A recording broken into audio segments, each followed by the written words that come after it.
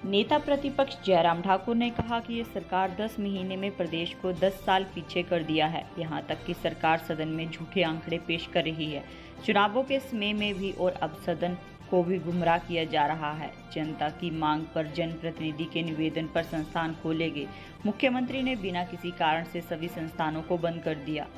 1050 से ज़्यादा कार्यरत संस्थानों को एक दिन में डीनोटिफाई कर दिया गया। आज तक प्रदेश के किसी मुख्यमंत्री ने ऐसा नहीं किया। ऐसा करके सिर्फ लोगों को दुखी करने का काम किया गया।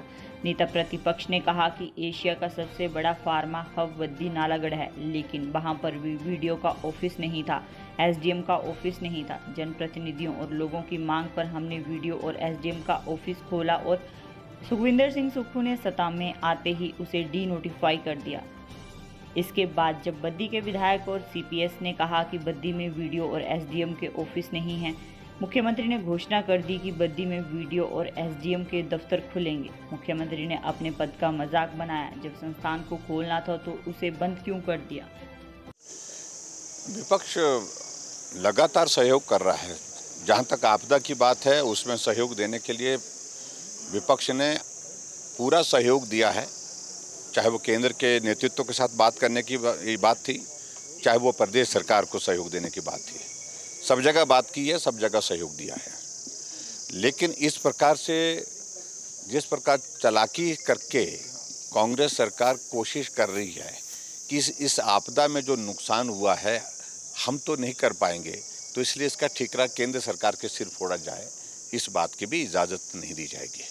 जो प्रदेश सरकार के जो काम करने के हैं वो करें। और ऐसे में हम बार बार कह रहे हैं, सड़कें टूटी हैं, पानी की स्कीमें टूटी हैं, अभी तक ज़िंदगी सारी अस्त व्यस्त पड़ी है, उसको पटरी पर लाने के लिए युद्ध स्तर पर काम होना चाहिए।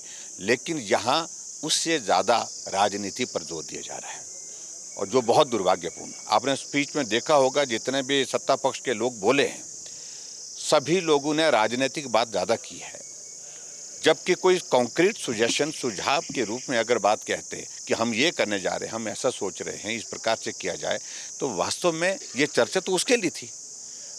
और इसलिए हम इस सारी चर्चा में भाग ले रहे हैं, अपना पक्ष रख रहे हैं, और जहां तक जो प्रस्ताव उन्होंने रखा है उस पर विचार करेंगे। लेकिन सर, सरकार तो कह रही है कि जो पैसा आया है, आर्थिक मदद कुछ नहीं दी गई है, जो सभी राज्यों को दिया जाता है सब वही मिला है। सर, दूसरा कि आंकड़े पेश करें पेपर। ये देखिए, कल जो भी आंकड़े प्रस्तुत किए गए हैं वो सत्य नहीं हैं, इसलिए ही ऑब्जेक्शन किया गया है।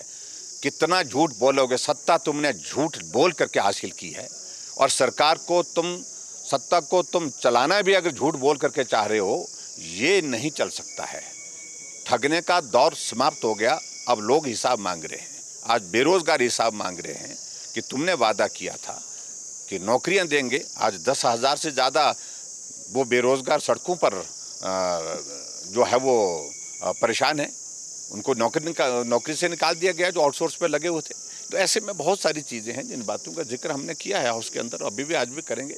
लेकिन सबसे बड़ी बात तो यही है कि झूठ बोल करके सत्ता तो हासिल कर ली, झूठ बोल करके सत्ता लंबे समय तक नहीं चलाई जा सकती है।